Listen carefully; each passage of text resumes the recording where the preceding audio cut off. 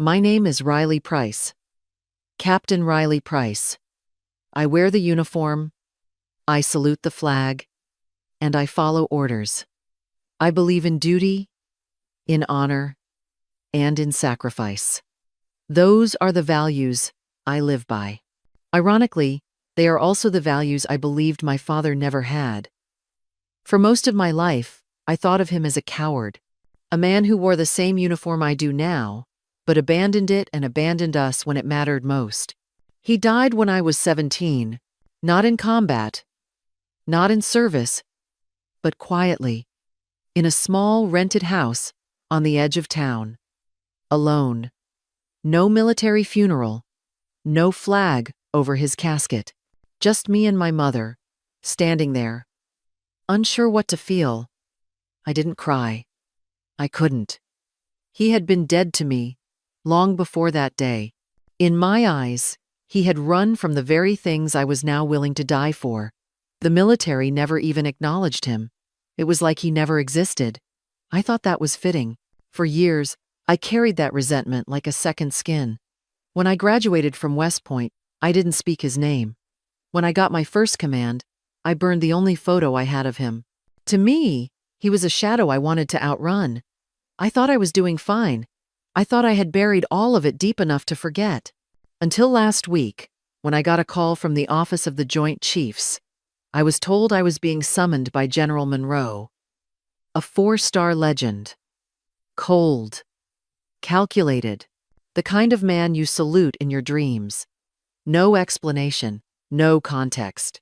Just a time, a location, and a direct order to bring one item with me, a small, dented silver coin my father had kept in a locked box until the day he died. That coin had always irritated me. He used to rub it between his fingers like some kind of relic. I remember once asking him why he kept it. He looked at me, long and silent, and said nothing, just walked away. That was how he was. Silent, distant, always hiding something. So when I walked into that secure room in D.C., dressed in full dress blues, coin in my pocket, I wasn't nervous. I was angry. Angry that my father's name had somehow landed on the desk of a man like Monroe. Angry that after all these years, I was still being dragged into his shadow. I expected this meeting to be a formality. Maybe some old paperwork. Some mistake. I told myself it would be over in 10 minutes. What I didn't expect, what I could never have imagined, was the look on General Monroe's face when I placed that coin on the table. His hands trembled. His eyes locked on it like it was radioactive. And for a second, the most powerful man I had ever seen looked broken. He reached out slowly, brushing it with his fingers like he was touching something holy. Then he looked at me, really looked at me, and said 6 words that I will never forget. This coin should never have returned. I didn't understand. I asked what he meant, but he didn't answer right away. He dismissed the aides from the room. The door shut behind them with a soft click, leaving only the two of us and the weight of something neither of us was ready to carry. That's where this story begins. Not with me, not even with him, but with a man I thought I knew, and a truth buried so deep, it took a 4-star general and a coin to dig it back up. The room was colder than I expected. Not in temperature, but in presence. Everything about it felt deliberate. The plain walls, the absence of any insignia, the long metal table, 2 chairs on one side, one at the head. I stood alone, waiting, the coin in my pocket like a stone. When General Monroe walked in, he didn't look at me. He didn't need to. Everyone knew him on sight. He moved with the kind of precision that came from decades of command. His face was all sharp lines and unyielding angles, his ribbons stacked like a wall on his chest. This man had built a career on keeping emotions buried and weaknesses crushed. I straightened my back, preparing myself for whatever this was supposed to be. He sat down across from me, nodded once, and said my name without a hint of inflection. I said, "Sir," and then reached into my jacket pocket. The coin had warmed slightly in my hand, but it still felt foreign, like it didn't belong to me. I placed it gently on the table. The shift was immediate. His eyes dropped to the coin and didn't move. For several seconds, he stared at it like he'd seen a ghost. His hand, steady a moment ago, twitched. I watched as something in his jaw went slack. He reached out with both hands, but didn't pick it up. Instead, his fingers hovered, then curled into fists. Then he did something that made my breath catch. He covered his face with one hand and began to cry. Not just a tear, not a quiet sniff. His shoulders trembled. His chest hitched. He turned away like he couldn't bear to let me see him break. I stood frozen, unsure what to do. This was General Monroe, the Iron Wall, the man who'd once stared down enemy fire without blinking. And here he was, falling apart in front of a coin and a captain. After a long minute, he wiped his eyes and cleared his throat. His voice, when it returned, was raw but steady. "You said this belonged to your father?" I nodded. That was all I could do. He looked down again. Then he reached out, this time with intent, and took the coin into his palm. He ran his thumb across the surface, lips pressed tight. Then he said, more to himself than to me, that it should never have come back. That he had never expected to see it again. That it meant something he could never repay. I asked what he meant. I asked if he knew my father. His eyes lifted to mine. And in that moment, something shifted in me. The way he looked at me, it wasn't just recognition. It was regret. He said my father saved his life. He told me about an operation that never made it into the records. A remote recon in a classified zone. Only 5 men knew the real objective, and 3 of them were never seen again. The mission went sideways. A traitor in their unit turned on them, radioed their location to enemy forces. Monroe was ambushed, left for dead.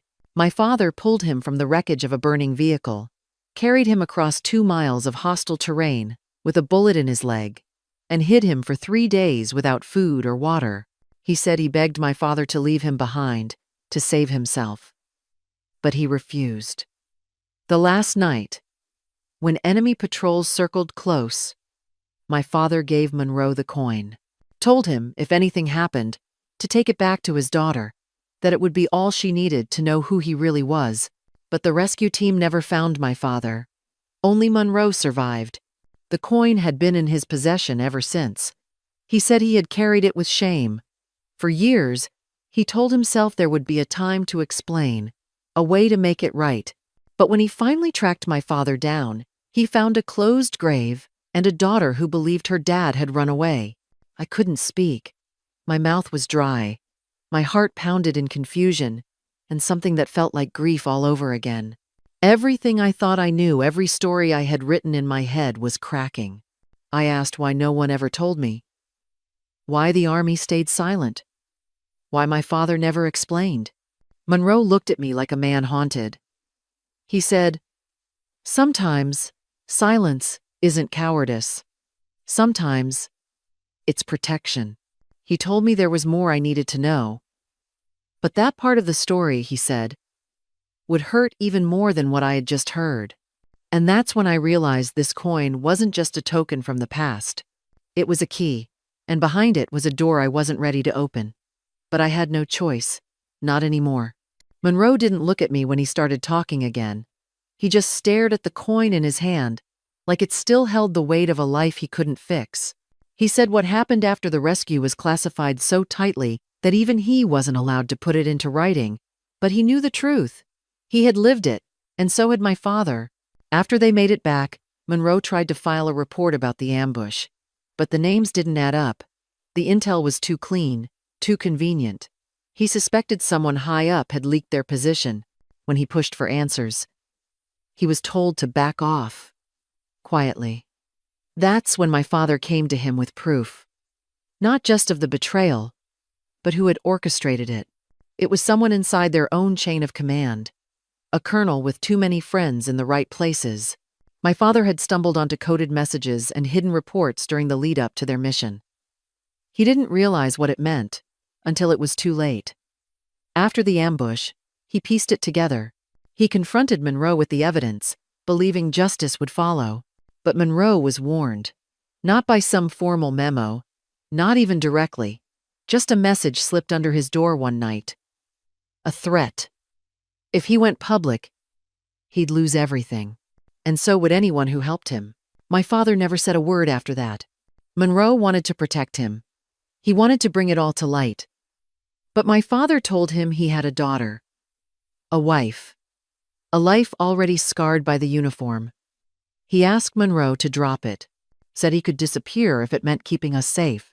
And he did. He changed his name. Moved states. Took low-level jobs far from any base. Avoided veterans groups. Never applied for benefits. He erased himself from the system so completely, no one could track him. Even Monroe couldn't find him for years. The coin, Monroe said, was the only trace he had left. And guilt. That too. I sat there, numb. My father hadn't abandoned us. He'd buried himself alive to protect us. Every time I thought he was distant or cold or absent, he was carrying the weight of what he knew. Of what he couldn't tell me. I used to think silence meant weakness. Now I saw it for what it really was. Sacrifice. Monroe said he finally tracked my father down 6 months after he died. He had found an old connection. Someone who remembered a quiet man with a limp, who never stayed long in one place. When Monroe arrived, it was already too late. The house was empty. The grave was simple. No flag, no rank, just a name that wasn't even his. He told me the man who betrayed them was still out there, retired now, medals on the wall, living like a hero. No one had ever exposed him. Monroe couldn't. Not without evidence. Not without risking others. And my father had made him promise never to drag it out again. That promise had eaten at him every year since. I asked why my father never told me anything. Monroe said because he knew I'd join the military one day. He'd seen it in me even as a kid, and he feared that if I knew what he did, if I tried to fix it or speak up, I'd become a target too. So he shut it all down. He built a wall between us to save me, and I had hated him for it.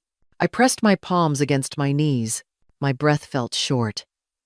I couldn't decide what hurt more, the truth itself, or how long I'd lived without it.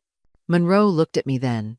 He said sometimes the bravest men are the ones who walk away, not because they're afraid, but because they've seen what staying can destroy. I didn't say anything. I couldn't. I was standing in the wreckage of everything I used to believe. And somewhere, beneath all that ruin, a man I thought I hated was quietly becoming the person I most admired. Before I left the room, Monroe stopped me. He reached into a folder and pulled out a single envelope. It was old. The edges were soft. The paper yellowed. My name was written on the front in the kind of handwriting I hadn't seen in years. He told me my father had left it behind. No instructions, just this letter, sealed, never mailed. I waited until I got back to my quarters before I opened it.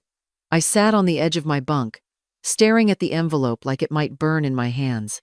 My fingers shook when I tore the flap open. The paper inside smelled faintly of smoke and dust.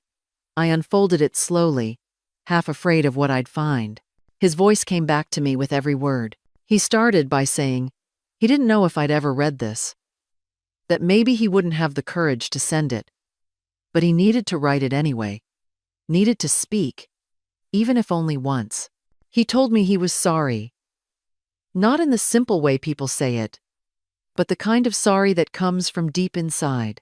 He said he knew I hated him, that I had every right to, that he had made choices that left scars I didn't deserve. He said he hadn't run away from the army. He had run toward me, toward keeping me safe. And in doing that, he'd lost the only thing he ever wanted to protect our connection. He talked about how he used to sit outside my school sometimes, parked blocks away, watching as I walked to the bus with my heavy backpack and ponytail swinging. He never approached. He just watched. He said those were the moments he held on to when the silence became too much. He remembered my laugh when I was 5, my stubbornness when I refused to eat peas, the way I used to sneak under the covers during thunderstorms. He remembered everything, and every memory, he said, was a blade. One he chose to carry so I wouldn't have to.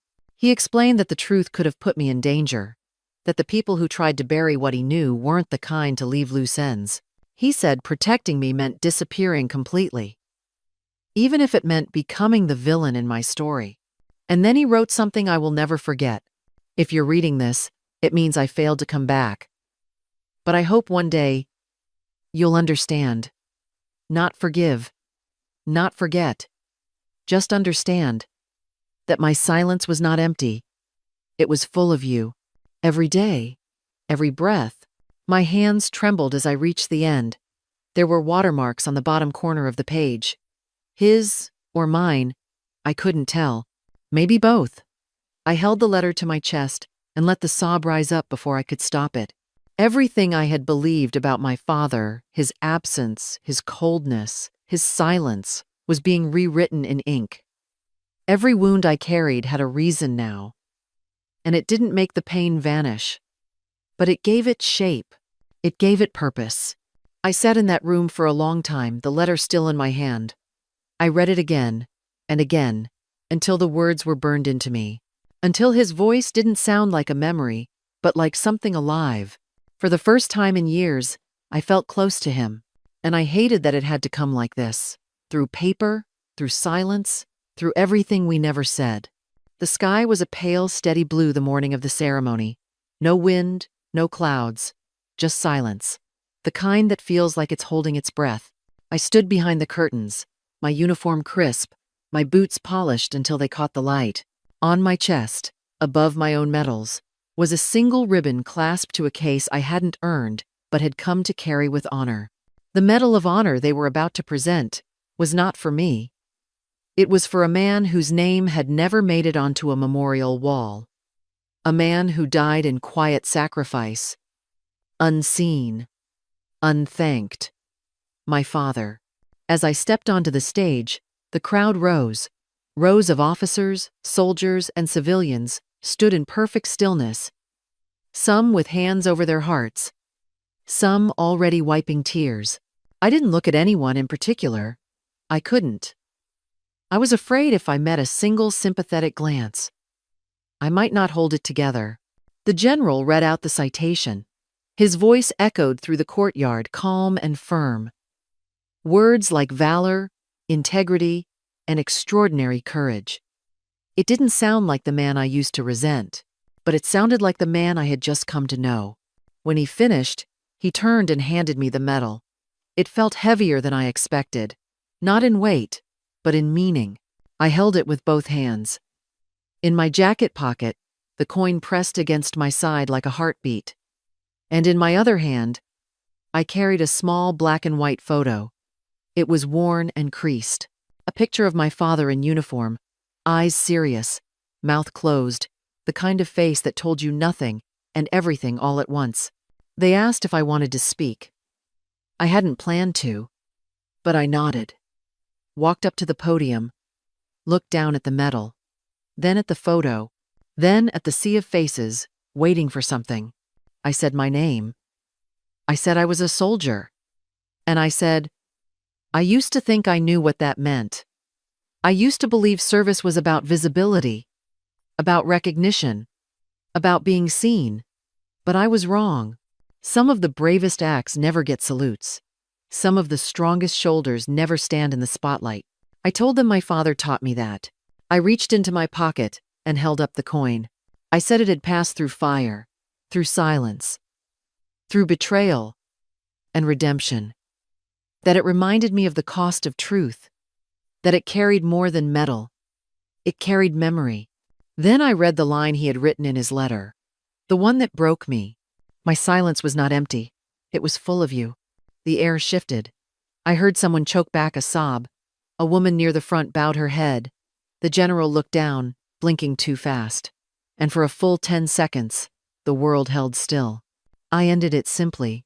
I said I wore this medal not just for my father, but for every name history forgot, for every voice that stayed quiet so someone else could be free to speak. I stepped back from the podium, my shoulders straighter than they'd ever been. The applause came slow, then rose like a wave. But I didn't need the sound. I just needed the silence that followed. In that moment, I knew my father was finally seen, and I had never been prouder to be his daughter. I used to think strength meant standing tall and being seen. I thought silence was weakness, and distance meant disloyalty. But I was wrong about all of it. My father never raised his voice, never asked for recognition, never explained his absence. And still, he carried the weight of a truth too dangerous to speak. He bore it quietly, fully, and without thanks. That kind of strength doesn't show up in parades. It lives in shadows. It survives in silence. I learned that some heroes don't leave behind medals or headlines. They leave behind questions. And if we're lucky, they leave behind enough for us to find our own answers. My journey with my father wasn't just about forgiveness. It was about finally seeing him for who he really was. A man who chose love over legacy. A man who gave up everything so I could carry something forward. Now, when I look at the coin, I don't just see a memory. I see a promise to live with the same quiet courage he did. To honor sacrifice not with speeches, but with the way I walk through the world. He taught me that real strength is what you carry when no one is watching. And real love is what you give when you know you'll never be thanked. So, I'll ask you this, and I hope you'll think about it. Who in your life protected you in ways you never saw? Who carried a burden so you wouldn't have to? Maybe it's time to look again. Not for their sake, but for yours. Because sometimes the people we misunderstood the most are the ones who loved us the best.